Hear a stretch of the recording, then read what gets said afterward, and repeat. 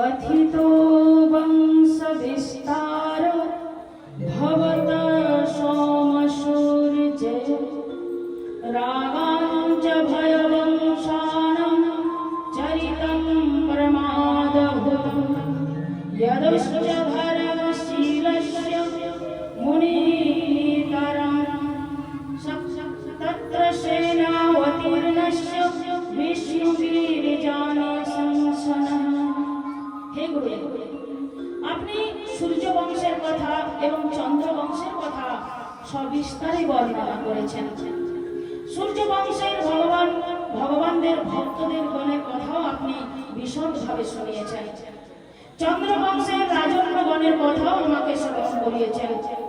চন্দ্র বংশের অবতীর্ণ আবির্ভাবের গণে ভগবানের আবির্ভাব যে করেছেন সে কথাও আপনি আমাকে শুনিয়েছেন। চন্দ্র বংশের বিখ্যাত রাজা যদুর যশ রাম কীর্তন করেছেন বিস্মৃতভাবে। হে গুরুদেব, এই যদু বংশে অবতীর্ণ ভগবান শ্রীকৃষ্ণের কথা বিশদভাবে আমাকে স্মরণ করান, কারণ শ্রীকৃষ্ণের প্রতি আমার একটা দায়বদ্ধতা আছে। আমি তার প্রতি ঋণী। আমার এই শরীরটা, এই 35 মান দেহটা দ্রোণাচার্যের পুত্র অশ্বত্থামার ব্রহ্মাস্ত্রে পুড়ে ছাই হয়ে গিয়েছিল। এটা ছিল না, বিপ্রষ্ট মানে পুড়ে ছাই। ইদম মদম গম মানে আঙুল দিয়ে দেখালেন আমার এই দেহটা কৌরব কুলের এবং পাণ্ডব কুলের সন্তানের বীজ ও স্বরূপ। কিন্তু এই পোড়া দেহটাকে, ভস্মীভূত দেহটাকে যিনি আমার মায়ের গর্ভে প্রবেশ করে রক্ষা করেছিলেন, যুবক রক্ষাম চকারা, যিনি আমাকে রক্ষা করেছিলেন, যার জন্য আমি জীবিত আছি, তার কথা এত সংক্ষেপে বলে দিলে কি মন ভরে গুরুদেব? শুধু আমারই নয়, আমার যে পিতামহগণ যিনি রক্ষা করেছেন এই দুঃস্ব কৌরব সৈন্য সমুদ্র, পিতা মহামে সমরে মনঞ্জয় দেব ব্রতস্ত আদি রথস্তে মিঙ্গলয়। এই কৌরব সৈন্য সমুদ্র যেখানে বড় বড় মহারথীগণ দেবব্রত অর্থাৎ বিশ্ব প্রভৃতি তারা বিদ্যমান ছিলেন সশস্ত্র সসজ্জিত হয়ে, সেখান থেকে আমার পিতামহগণকে যিনি অনায়াসে উত্তীর্ণ করেছেন, এত বড় সমুদ্র যেন কৃষ্ণের কৃপায় ঘোষপদ জলতুল্য অতি সামান্য হয়ে গিয়েছিল। সেই শ্রীকৃষ্ণের কথা এত সংক্ষেপে বললে কি মন ভরে গুরুদেব? কোন প্রার্থনা করছেন, আরো কি বলছেন? বলছেন, হে গুরুদেব, আপনি কেন সংকোচন করছেন? কেন এত ছোট করে বলছেন? আমার মনে হয় আমার দিকে লক্ষ্য করে, কারণ আমি 4 দিন ধরে অন্ন জল গ্রহণ করি নাই তো, ক্ষুধা পিপাসায় কাতর। মানুষ দেখুন ক্ষুধার্ত থাকলে কিছু ভালো লাগে না, তাই হয়তো আপনি মনে মনে ভাবলেন যে তাড়াতাড়ি নিয়ম মাফিক সেরে দেওয়া। যেমন আমাদের হয় না, অনেক সময় হয় কি হয়, ছোটখাটে বলো খুব সংক্ষেপে শুনবো, তার ঘরে কাজ আছে, এই আছে না এরকম। তো সেরকম আপনি হয়তো আমাকে খুব ভাবলেন আর এত ছোট্ট করে বললেন। হে গুরুদেব, আপনি হয়তো এই কথা ভেবে শ্রীকৃষ্ণের কথা সংক্ষেপে বললেন, কিন্তু গুরুদেব, নৈষাতি দুঃশকুম্ম यतोदम अपिवादते पीवतं त्वां मुखं भुजं च्युतं हरिकथामृतं। বলেন, অতন্ত্য দুঃসহ ক্ষুধা তৃষ্ণা যা সকলকে কাতর করে, সেই ক্ষুধা তৃষ্ণা আমাকে বিন্দু মাত্র উৎপীড়ন করছে না। কারণ যে সবাইকে উৎপীড়ন করে সে তোমাকে উৎপীড়ন করছে না। নিজেই উত্তর দিচ্ছেন, আমাকে উৎপীড়ন করছে না, কারণ পিবতম ত্বাম মুখম ভুজং চ্যুতম হরিকথামৃতম। আমি আপনার মুখ কমল থেকে নিঃসৃত কৃষ্ণ কথারূপ মধু পান করছি, সেজন্য আমাকে ক্ষুধা তৃষ্ণা কাতর করছে না। মধু এমন একটা জিনিস, এমন একটা শক্তিশালী দ্রব্য, শুধু মধু যদি আপনি পান করেন আর কিছু খাওয়ার প্রয়োজন হবে না, জলও লাগবে না, খাওয়ারও লাগবে না। খাঁটি মধু যদি আপনি পান করেন আর খাওয়া জল কিছু লাগবে না, আপনার মুখ কমল থেকে মানে মুখ পদ্ম থেকে এই স্ফুরিত পদ্ম মধু কৃষ্ণ কথা রূপ মধু আমি পান করছি, তাতে আমার ক্ষুধা তৃষ্ণা কিছু নেই। হে গুরুদেব, আপনি কৃপা করে বিশদভাবে আপনি আমাকে এই কৃষ্ণ কথা শোনান। আমার সময় তো শেষ, আর তো বেশি সময় নেই, মাত্র 4 দিন, আর 4 দিন মাত্র সময় আছে। আপনি আমাকে পর্যাপ্ত রূপে কৃষ্ণ কথা মধু পান করান। পুনঃ পুনঃ প্রার্থনা করলেন, উৎসাহিত হলেন। সুখদেব গোস্বামী খুব উৎসাহিত পেলেন। দেখুন, আমরা বারবার একটা কথা শুনেছি, শ্রোতারা যদি চঞ্চল হয়, শ্রোতাদের যদি আগ্রহের অভাব থাকে, তাহলে বক্তার বলার খুব একটা ইচ্ছা থাকে না, কোন রকম নিয়ম মাফিক ছেড়ে দেওয়া হয়। তো নিয়ম ছেড়ে দেওয়াটাই একটা লক্ষ্য হয়ে যায়। দেখুন, এখানে ব্যাপারটা আমরা ঠিক অনুধাবন করতে পারি না যে লক্ষ্যটা কি। লক্ষ্যটা স্থির হলে পরে সব ঠিক হয়।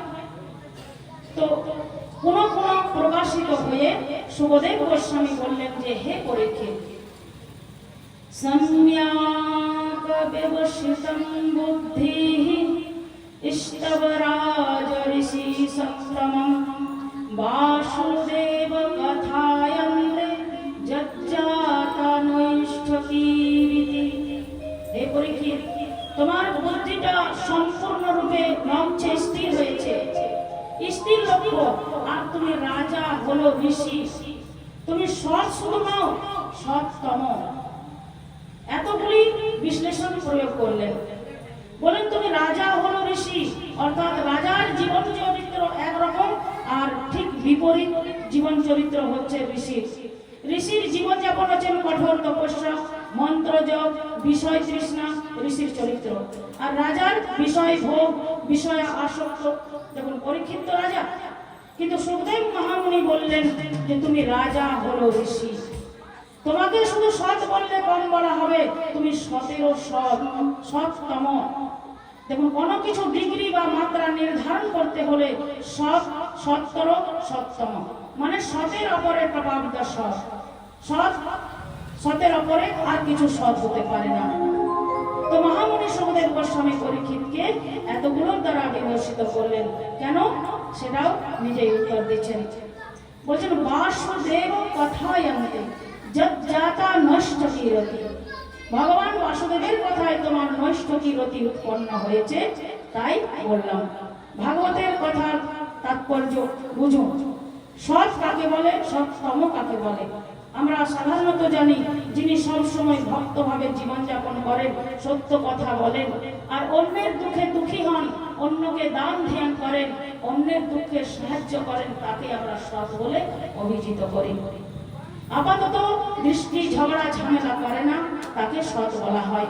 তাই মহামুনি সুখদেব গোস্বামী বলছেন, তিনি সতেরো সৎ, যিনি কৃষ্ণ কথায় একনিষ্ঠ রুচিবান, তিনি সৎ। এই কথা বলে সুখদেব গোস্বামী কৃষ্ণ কথা বলতে আরম্ভ করলেন। আসুন, আমরা আর বেশি দেরি করবো না। তো বললেন,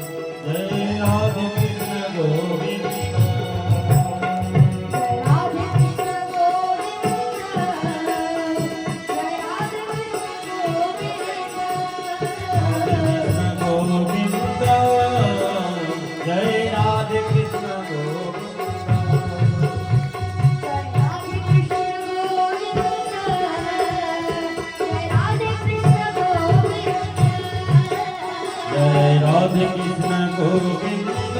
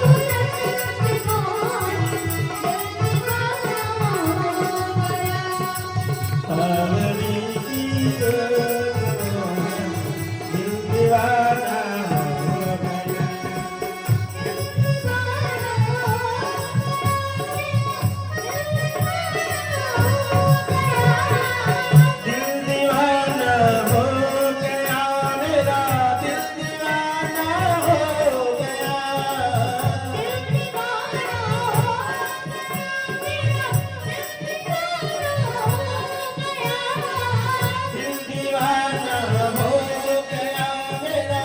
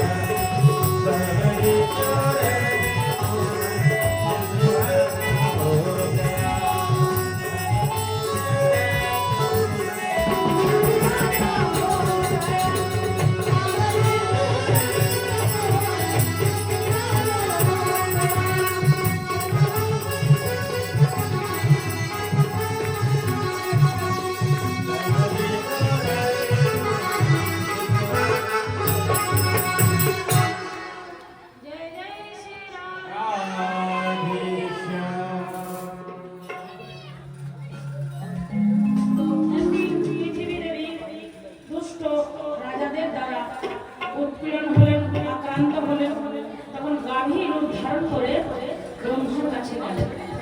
বলেন, হে ব্রহ্মা, তোমার সৃষ্ট জীব এই প্রকার অন্যায়, অনাচার, অনাচার, ভ্রষ্টাচার করছে। আমি খুব দুঃখিত। যেহেতু তোমার সৃষ্ট জীব, তাই তোমার কাছে আসে নালিশ জানালাম। ব্রহ্মা বললেন, হে পৃথিবী, হে মা পৃথিবী, আমার এতে কিছু করণীয় নয়। ভগবানের কৃপায় আমি সৃষ্টি করার সামর্থ্য পেয়েছি, আমি সৃষ্টি করেছি, কিন্তু এটা আমি নিয়ন্ত্রণ করার আমার কোনো ক্ষমতা নেই। দেখুন, দুষ্ট পুত্র অনেকেই পিতার জন্ম দেয়, কিন্তু তাকে নিয়ন্ত্রণ করতে পারে না। যদি বলে যে আমার পুত্র আমি হত্যা করব, তাও কিন্তু পারবে না। পুত্র জন্ম দিলেই যে হত্যা করে দেবে তার অধিকার নেই, কারণ মানব জাতি এসে চেপে ধরে। তো ব্রহ্মা বললেন, হে মা ধরণী, আমি সৃষ্টি করার সামর্থ্য পেয়েছি, কিন্তু এটাকে ধ্বংস করার আমার কোনো উপায় নেই। এটার জন্য আমাদেরকে যিনি আসলেই সৃষ্টিকর্তা, যিনি পালনকর্তা, যিনি সংহারকর্তা, তার কাছে যেতে হবে। তো ব্রহ্মা কি করলেন? পৃথিবী দেবী দেবতাগণকে নিয়ে, তারা সবাইকে নিয়ে ব্রহ্মা ক্ষীর সমুদ্রের তীরে গিয়ে ভগবানের স্তুতি করতে লাগলেন। পুরুষোত্তমের দ্বারা স্তুতি করলেন। সেই স্তুতিতে ভগবান নারায়ণ সন্তুষ্ট হলেন, প্রসন্ন হলেন, দর্শন দিলেন। পৃথিবীর কষ্ট, অন্যায় সবকিছু বললেন। ভগবান বলেন, পৃথিবীর কষ্ট, অন্যায় আমি সবই জানি, আর আমি কি কি করব আমি তাও সব ব্যবস্থা করে রেখেছি। হে দেবতাগণ, তোমরা যদি আমার প্রকট লীলা দর্শন করতে চাও, তাহলে বৃন্দাবনে ব্রজমণ্ডলে বৃক্ষ, লতা, পশু, পক্ষী রূপে তোমরা জন্মগ্রহণ করো। আমি অবিলম্বে জন্মগ্রহণ করব। এই কথা আশ্বস্ত করে শোনালেন। তারা আশ্বস্ত হয়ে ফিরে আসলেন। উগ্রসেনের পালিতা কন্যা হচ্ছে দৈবকী। উগ্রসেনের একটা ঘনিষ্ঠ বন্ধু ছিলেন, তার নাম ছিল দৈবক। দৈবকের 7টি কন্যা ছিল। তো উগ্রসেন দৈবকের ছোট কন্যা দৈবকীকে চেয়ে নিয়েছিলেন। বললেন, হে মিত্র, তোমার এই ছোট কন্যাটিকে আমাকে দিয়ে দাও, আমি নিজের কন্যার মতো লালন পালন করব। তো দৈবক সে ছোট কন্যা দৈবকীকে উগ্রসেনকে দিয়ে দিয়েছিলেন।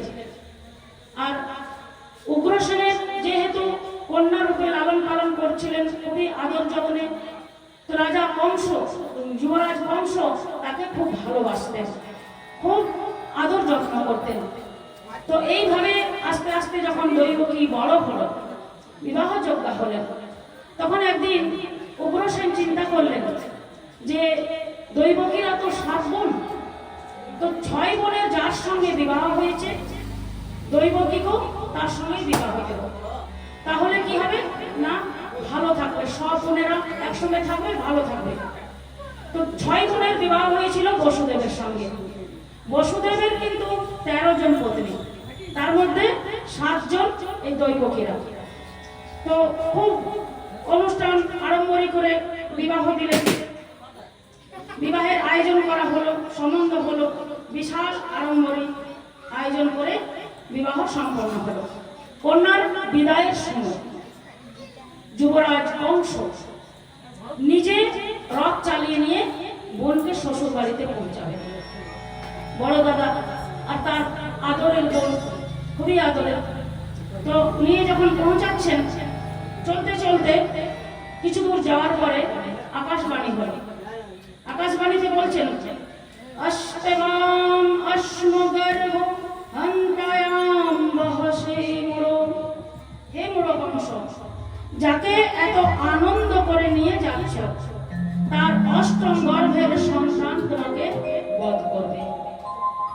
কথাটি যেই বসুদেবের কংসের কানে এলো, সঙ্গে সঙ্গে দৈবকীর মাথার চুলের মুঠি ধরে তাকে নিচে নামালেন, তরবারি বার করলেন। তরবারি চকচক করছে, কারণ ভোর সকালবেলা সূর্যের আলোটা পড়েছে, তরবারিটা চকচক করছে। মারতে উদ্যত হলেন, সঙ্গে সঙ্গে বসুদেব এসে বললেন যে হে কংস, তুমি একজন বীর, আর তুমি এই একটা নারী হত্যা করবে, নারী হত্যা করে তুমি কলঙ্কিত হবে, তোমাকে এটা শোভা দেয় না। দেখো মৃত্যু তো হবে, আজ হলো হবে, আর 100 বছর পরে হলো হবে, আজ্ঞা হতে তো নেই, কিন্তু যখন তার মৃত্যু হবে তখন তার কৃত কর্ম অনুযায়ী তাকে ভোগ করতে হবে। সেজন্য কখনোই অন্যায় পথ অবলম্বন করবে না। কিন্তু কংস বুঝলেন না, সাম দাম দণ্ড ভেদ রাজনীতি সব শোনালেন, কিন্তু বুঝলেন না, শুনলেন না, দৈবকীকে সে মারবে। তখন অবশেষে বললেন যে তোমার সমস্ত সমস্যা দৈবকীকে নিয়ে নয়, তোমার সমস্যা হচ্ছে দৈবকীর অষ্টম গর্ভের সন্তানকে নিয়ে।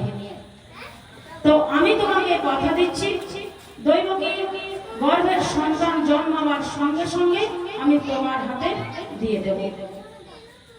যখন এইভাবে বললেন তখন কংস মানলেন আর ছেড়ে দিলেন। কংস চলে গেলেন, দেবকী চলে গেলেন। এদিকে যথাসময়ে দেবকী বসুদেবের প্রথম সন্তান কীর্তিমান জন্মগ্রহণ করল। কথা মতো বসুদেব মাতৃস্তন পান করতে দেন না, এনে প্রথম সন্তানটিকে কংসের হাতে তুলে দিলেন। বসুদেব তুলে দিলেন। কংস বললেন, বসুদেব এত সুন্দর আমার ভাগনার মুখটা দেখো, মনে হচ্ছে দৈবকীর মুখটা বসানো, এত সুন্দর মুখ। এই সন্তানকে নিয়ে তো আমার কোনো ভয় নেই, আমার ভয় আছে অষ্টম গর্ভের সন্তানকে নিয়ে। এটা তো তোমার প্রথম সন্তান, এই সন্তানকে তুমি নিয়ে যাও, ফিরিয়ে ফিরিয়ে। বসুদেব সন্তানটিকে নিয়ে যাচ্ছে, কিন্তু বসুদেব আস্তে আস্তে যাচ্ছে। বসুদেব চিন্তা করছেন কংস তো দুষ্ট ক্রূর, তাহলে এ দয়া করলো কেন? দেখুন, কোন দুষ্ট ব্যক্তির কাছে কিন্তু দয়াও নিতে নেই। কোন দুষ্ট ব্যক্তি যদি আপনাকে 10 টাকা দিয়ে কোনোদিন সাহায্য করে, তাহলে জানবেন আপনার কাছ থেকে 100 টাকা আদায় করে। সেজন্য কোনোদিন দুষ্ট ব্যক্তির কাছে সাহায্য সহযোগিতা নিতে নেই। তো বসুদেব চিন্তা করলেন যে এই দুষ্ট কংস আমাকে এইভাবে ছেড়ে দিল কেন? আস্তে আস্তে যাচ্ছেন, জোরে যাচ্ছেন না, কিন্তু আস্তে আস্তে যাচ্ছেন। যেতে যেতে নারদ মুনি এসে পৌঁছে গেল। নারদ মুনি এসে কংসের কাছে বলছেন, নারায়ণ নারায়ণ নারায়ণ। কংস, তুমি নাকি বসুদেব দৈবকের সন্তানকে ফিরিয়ে দিয়েছো? বলেন, হ্যাঁ নারদ বাবা, আমি ফিরিয়ে দিয়েছি। আমার তো প্রথম সন্তানকে নিয়ে ভয় নয়, আমার ভয় হচ্ছে অষ্টম গর্ভের সন্তানকে নিয়ে। তো নারদ বাবা বলছেন যে কংস, তুমি কোন স্কুলে পড়েছো? দেবতাদের অঙ্ক তুমি এখন জানো। তোমাকে যদি একটা থালাতে 8টা লাড্ডু দেওয়া হয়, আর যদি তোমাকে গুনতে বলা হয়, তো তুমি কোন দিক থেকে গুনবে? এইখান থেকে গুনলে এখানে এসে 8 হবে, এইখান থেকে গুনলে এখানে এসে 8 হবে, এখান থেকে গুনলে এখানে এসে 8 হবে। নারায়ণ নারায়ণ মানে স্পষ্ট করে বললেন না, কিন্তু কংস যা বোঝা বুঝে গেল। সঙ্গে সঙ্গে বসুদেবকে এনে আর সন্তানটিকে নিয়ে আছাড় দিয়ে দিলেন। এইভাবে 1 2 3 4 5 6 সন্তানকে বধ করলেন। 6 সন্তান বধ করার পর সপ্তম গর্ভের সন্তান দৈবকীর উদরে আসেন। দেখুন, এটা অনেক বড় কথা হবে, কিন্তু আমাদের সংক্ষেপেই বলতে হচ্ছে, যেহেতু অতটা সময় নেই। তো সপ্তম গর্ভের সন্তান যখন আসলেন, তখন ভগবান যোগমায়াকে আহ্বান করলেন। বললেন, যোগমায়া তুমি যাও, এই সপ্তম গর্ভের সন্তানকে রোহিণীর গর্ভে গিয়ে স্থানান্তরিত করো, কারণ আমার আসার সময় হয়ে গেছে।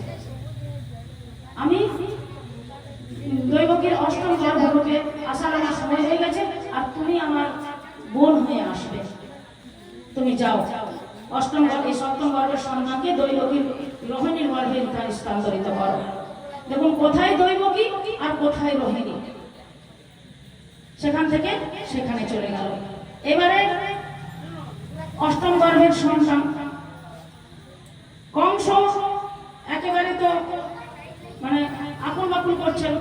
যে এবার কি হবে, এবার কি হবে, এবার তো আমার শত্রু আসবে, এবার আমার শত্রু আসবে, এবার আমার শত্রু আসবে, মানে এইভাবে দিন গুনতে, মানে দিন গুনবে না সময় গুনবে না কি করবে, মানে হাই প্রেশার না ব্লাড প্রেশার কিছুই বুঝতে পারছে না, এমন ভাবে কংসের অবস্থা হয়ে গেছে।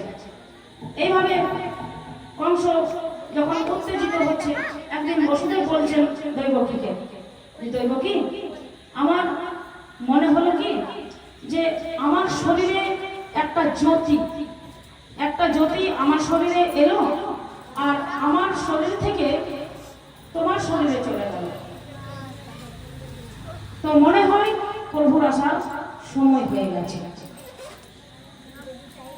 দৈবকী বলছেন যে মহারাজ আমার মনে হচ্ছে যেন সমস্ত চারিদিক যেমন কিরকম একটা দৈব বাণী, একটা মানে স্বাগত করার যে একটা বাণী, সেই বাণীগুলো স্ফুরিত হচ্ছে, যেন দেবতারা স্তব স্তুতি করছেন, চারদিকে আলোকমালা মানে আলোর জ্যোতি, এমন জ্যোতি প্রকট হয়েছে সে কারাগারে, দৈবকীকে এত সৌন্দর্য দেখাচ্ছে, মানে এর আগে দৈবকীকে এত সৌন্দর্য দেখায়নি, এত কারাগারের মধ্যে আলো। কংস দেখে তো মানে যা হওয়ার তাই হচ্ছে কংসের। কংস বলছে আমার বোনকে কি আমি এখানে মেরে দেবো, কারণ এ তো অষ্টম গর্ভের সন্তান আসতে চলেছে, এবার তো অষ্টম গর্ভের সন্তান আসবে, আমার মৃত্যুর কারণ না, না দৈবকীকে মারবে, দৈবকীর সন্তানকে মারবে। এখন কংস দিন রাত এক করে দিয়েছেন, খাওয়া নেই, ঘুম নেই, নাওয়া নেই, কিচ্ছু নেই, দিন রাত সব সময় কখন আসবে, কখন আসবে, কখন আসবে, কখন আসবে, এইরকম। তো পরীক্ষিত বর্ণনা করছেন যে সৌদেব মুনি বর্ণনা করছেন যে হে পরীক্ষিত, যখন রাত্রি বেলায় ঘোর অন্ধকার উৎপন্ন হলো, ভাদ্র মাসের কৃষ্ণপক্ষ অষ্টমী তিথি রোহিণী নক্ষত্র বুধবার ঘোর উৎপন্ন হলো, তখন আগে কোথায় হলো, এর আগে বললাম রাত 12টা, এখন কটা বাজছে, 8টা, তাহলে কটা বাকি, আর কতক্ষণ বাকি আছে, 8টা বাজলে কতক্ষণ বাকি আছে, 12টা হতে 4 ঘন্টা, 4 ঘন্টা, তাহলে 4 ঘন্টা আমরা কি করবো, তো এইভাবে দেখছেন রাত 12টা, না বেশি সময় নেব না, অনেক সময় আছে, সময় নেব না, রাত 12টার সময় কৃষ্ণ জন্ম হবে, তো এখন আমাদের সময় হচ্ছে ধরো 11:30, কংসের কাছে 11:30, কংস সময় গুনছে 11:30 হলো, তারপর আস্তে আস্তে 11:50, আর কতক্ষণ বাকি, আরো 10 মিনিট বাকি, দেখতে দেখতে 11:59, আর কত বাকি, 1 মিনিট, তাহলে 1 মিনিট আমরা 10 থেকে কাউন্টডাউন করো, 10 বলো, কাউন্টডাউন করো সবাই মিলে,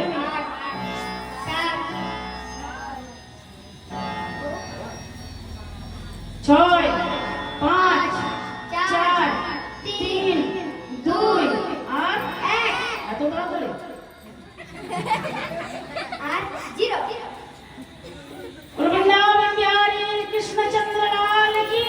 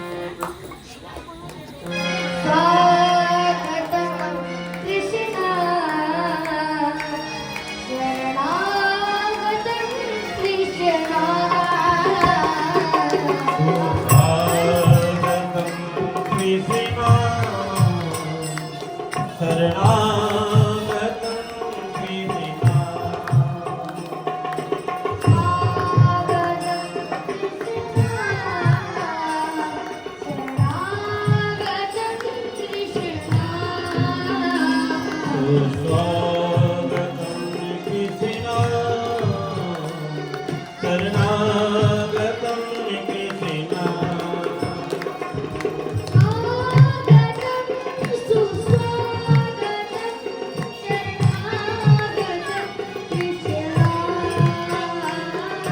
स्वागतं सुस्वागतं शरणागतं कृष्णा स्वागतं कृष्णा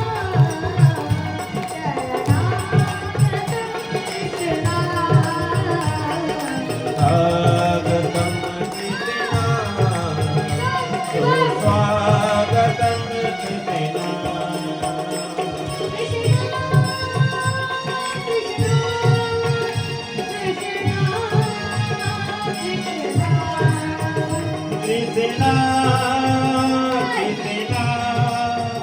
कृष्णा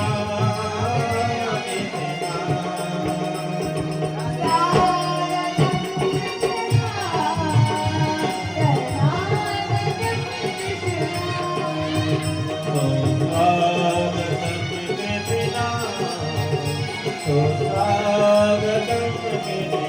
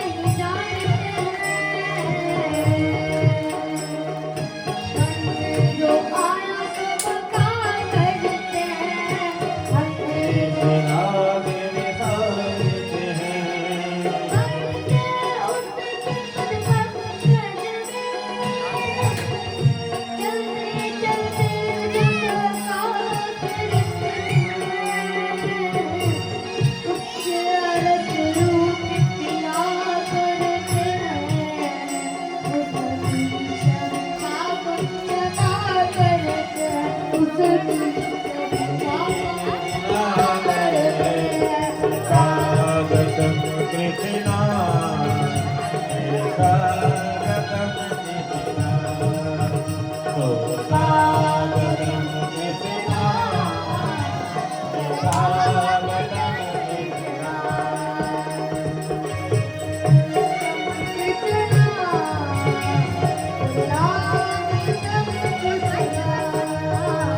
स्वागतं कृष्णा शरणागतं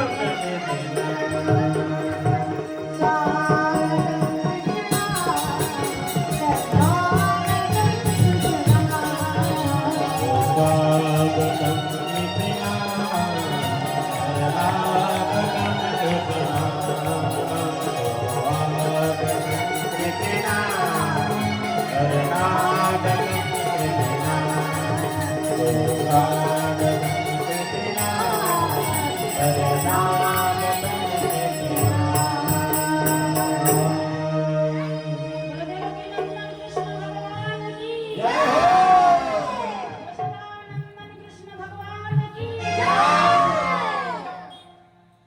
এরপরে মা যশোদার কোলে আরেকটি কন্যা সন্তান উৎপন্ন হল। কংসের কারাগারে শঙ্খচক্র গদা পদ্মধারী বনমালা কেওটকুণ্ডল কম্বল সব ধারণ করে শঙ্খচক্র গদা পদ্ম ধারণ করে ভগবান দর্শন দিলেন।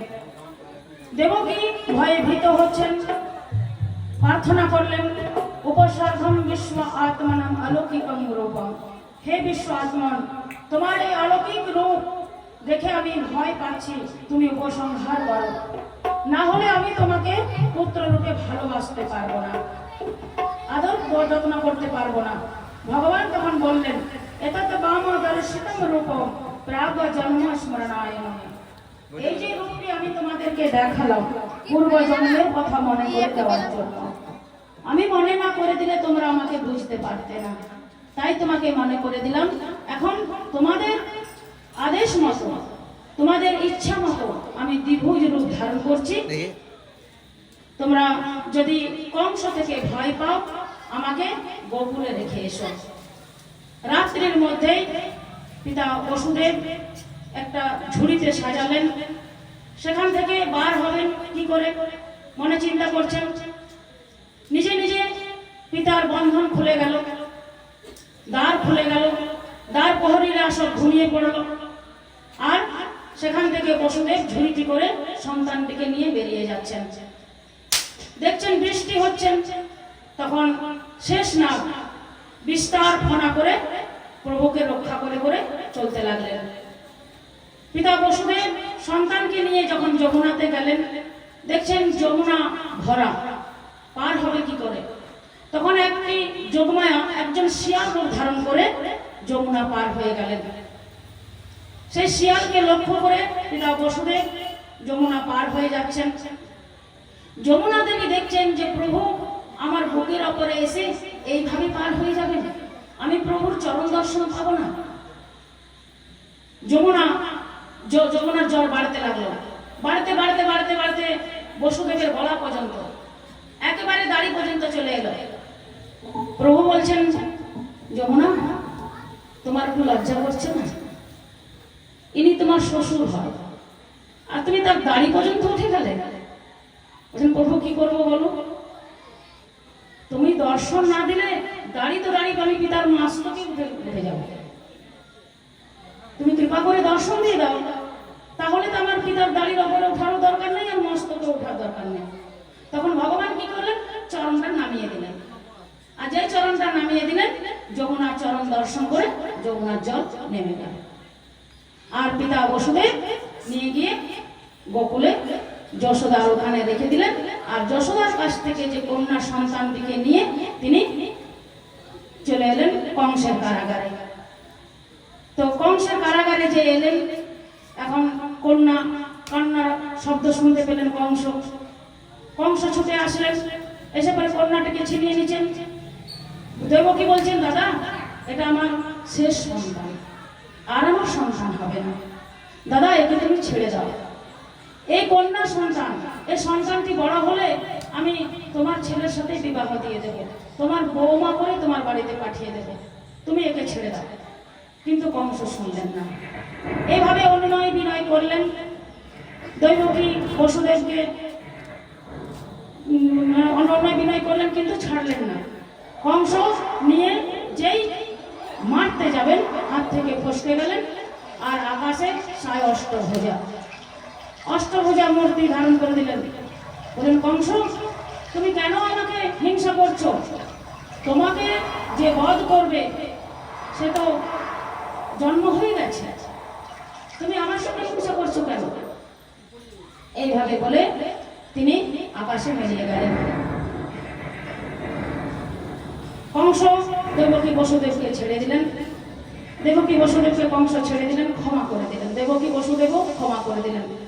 অনেক অনুনয় বিনয় করলেন যে বোন, আমি তোর 8টি সন্তান বধ করলাম, আমি বুঝতে পারিনি যে আকাশবাণী মিথ্যা হয়, আকাশবাণী যে মিথ্যা হবে সেটা আমি বুঝতে পারতাম না, তাই আমি বধ করেছি, তুমি আমাকে ক্ষমা করে দাও। ক্ষমা করে দিলেন আর নিজের রাজ্যে চলে গেলেন।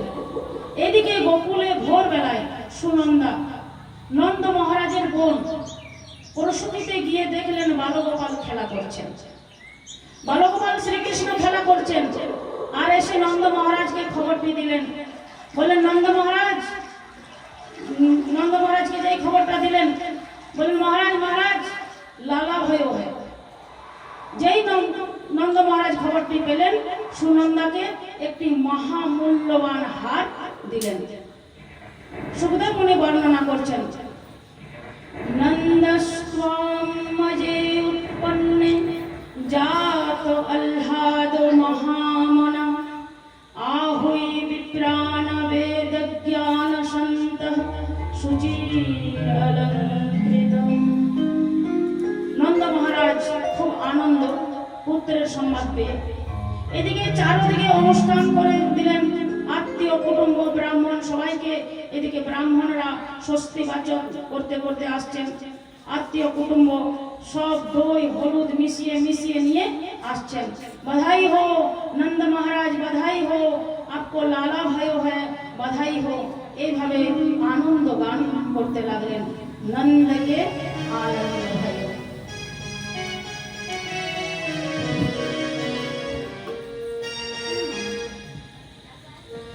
हे आनंद उमंग भयो, जय हो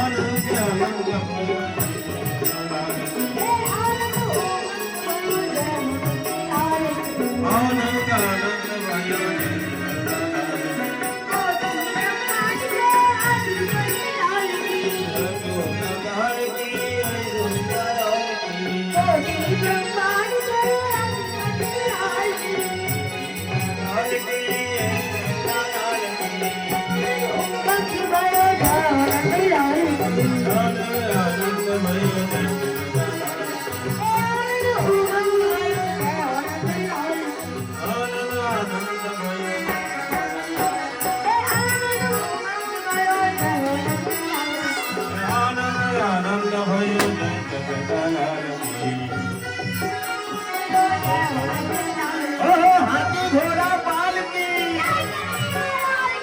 हाथी घोड़ा पालकी आनंद का आनंद भयो जय कन्हैया लाल की आनंद का आनंद भयो जय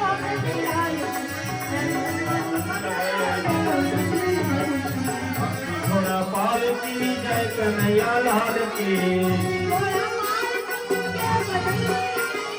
हाथी घोड़ा पालकी जय कन्हैया लाल की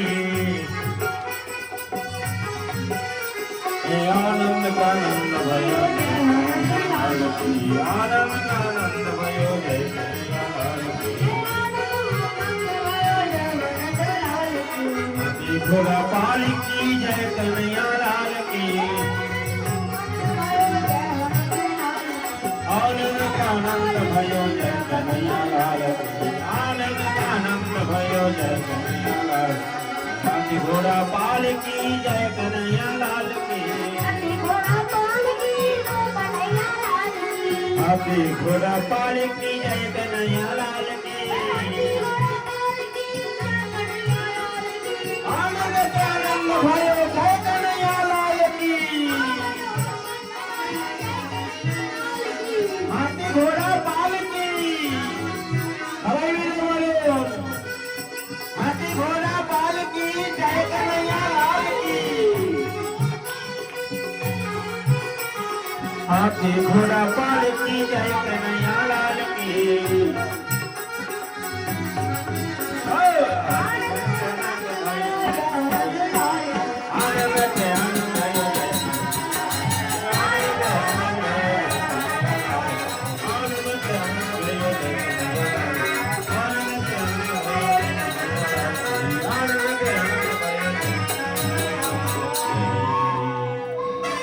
রাধে রাধে, আর কি ভজন হবে?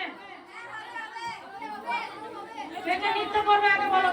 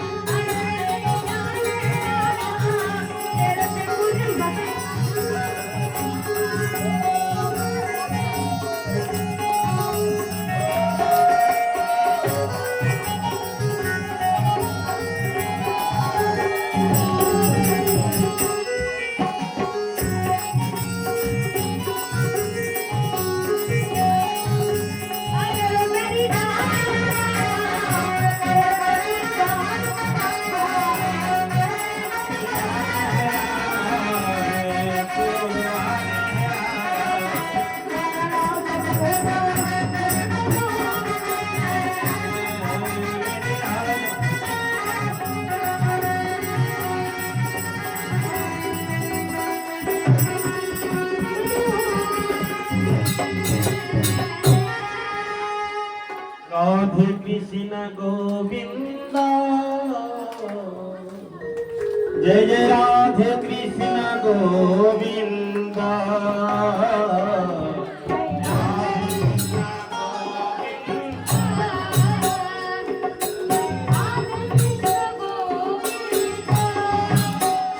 जय जय राधे कृष्ण गोविंद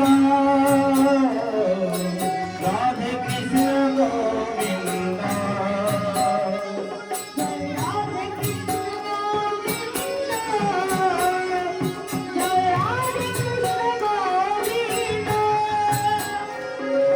श्याम सुंदर वदनमा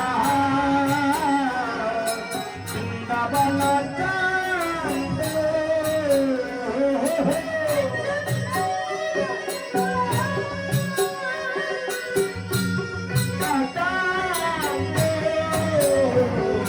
राधे कृष्ण गोविंद जय जय राधे कृष्ण गोविंद हे राधे कृष्ण गोविंद जय राधे